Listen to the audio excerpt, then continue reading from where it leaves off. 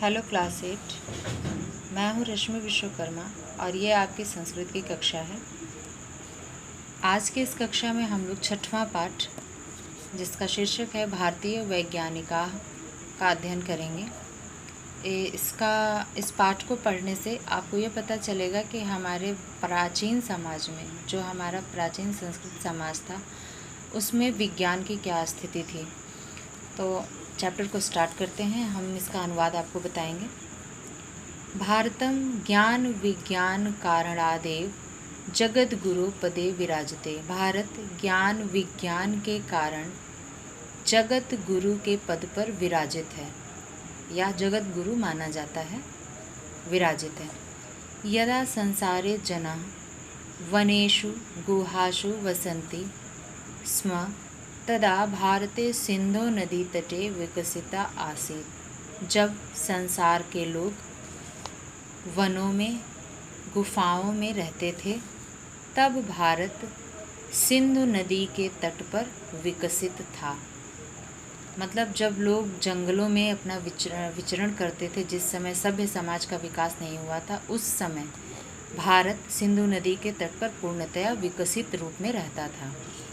तदा अत्र जनाः, तब वहाँ लोग नगरेषु वसन्ति स्म, नगरों में बसते थे।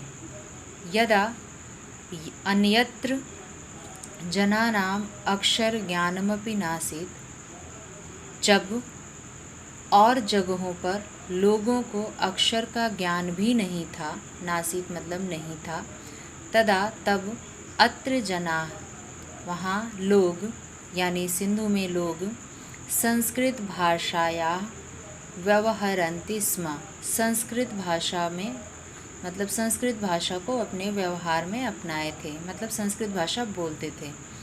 तदा संसारस्य प्राचीन ग्रंथस्य ऋग्वेदस्य रचना जाता, तब संसार में प्राचीन ग्रंथों में ऋग्वेद की रचना हो रही थी। ऋग्वेदः ज्ञान विज्ञानयो भंडारः वर्तते। ऋग्वेद ज्ञान विज्ञान का भंडार है। विज्ञानस्य सर्वासां शाखानां वर्णन ऋग्वेदे वर्तते। विज्ञान की सभी शाखाओं का वर्णन ऋग्वेद में है। यदा अन्यत्र जनाः विज्ञान शब्देनापि परिचिताः नासन्, जब और जगहों पर लोग विज्ञान शब्द से परिचित भी नहीं थे, तदा अत्र विज्ञानस्य सर्वा शाखा, तब यहाँ विज्ञान की सभी शाखाएं उपलब्ध थीं। अस्माकं संस्कृत साहित्ये विज्ञानस्य सर्वासां शाखानां वर्णनमस्ति। अस्माकं यानी हमारे संस्कृत साहित्य में विज्ञान की सभी शाखाओं का वर्णन है। पुरा काले संस्कृतं वार्तालापस्य भाषा आसीत्, पुराने समय में संस्कृत बातचीत की भाषा थी। अतः विज्ञानस्य सर्वे ग्रंथाः संस्कृते एव लिखिता, अतः विज्ञान की सभी ग्रंथ संस्कृत भाषा में लिखे गए हैं। संस्कृते साहित्ये आयुर्वेदः, संस्कृत साहित्य में आयुर्वेद, शल्य चिकित्सा यानी प्लास्टिक सर्जरी, पशु चिकित्सा, भ्रूण विज्ञानम, सैन्य विज्ञानम, रसायन विज्ञानम, वनस्पति विज्ञानम, भूगर्भ विज्ञानम, अंतरिक्ष विज्ञानम, वास्तुशास्त्रम, धनुर्विज्ञानम, यांत्रिकी विज्ञानम, गणित रत्न विज्ञानम, ज्योतिर्विज्ञानम आदयः सन्ति। ये जितने भी विज्ञान के नाम दिए हुए हैं, ये सभी हमारे प्राचीन संस्कृत साहित्य में उपलब्ध हैं। आर्यभट्टः, वराहमिहिर, कणादः, ब्रह्मगुप्तः, पराशरः, सुश्रुत, चरकः, शालिहोत्रः, नागार्जुनादयः ऋषयः विज्ञानस्य सिद्धांतं प्रतिपादितवन्तः। अब यहाँ पे सभी ऋषियों के नाम दिए हुए हैं, जिन्होंने विभिन्न सिद्धांतों का प्रतिपादन किया है। जैसे आर्यभट्ट है, वराहमिहिर है, कणाद, ब्रह्मगुप्त, पराशर, सुश्रुत, चरक, शालिहोत्र, नागार्जुन, ये सभी लोग ऋषि थे जो विज्ञान के सिद्धांत को प्रतिपादित किए थे। अधुना वैज्ञानिका यानि सूत्राणि यानि सिद्धांतानि च प्रतिपादयन्तः सन्ति।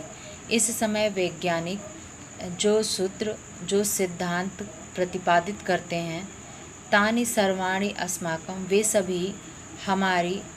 सभी हमारे ऋषयः पूर्वमेव प्रतिपादितवन्तः, वे सभी हमारे ऋषि पहले ही प्रतिपादित कर चुके हैं। यथा, जैसे सुश्रुत सहस्राधिकं वर्षं पूर्वमेव, सुश्रुत ने हजारों वर्ष पहले ही नासिकायाः शल्यचिकित्साम् अकरोत्, सुश्रुत ने हजारों वर्ष पहले ही नाक का शल्य चिकित्सा किया था। शल्य चिकित्सा मतलब प्लास्टिक सर्जरी।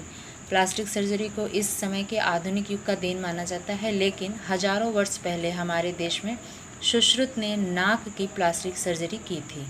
इसके प्रमाण मिलते हैं हमारे साहित्य में, संस्कृत साहित्य में इसके स्पष्ट प्रमाण मिलते हैं।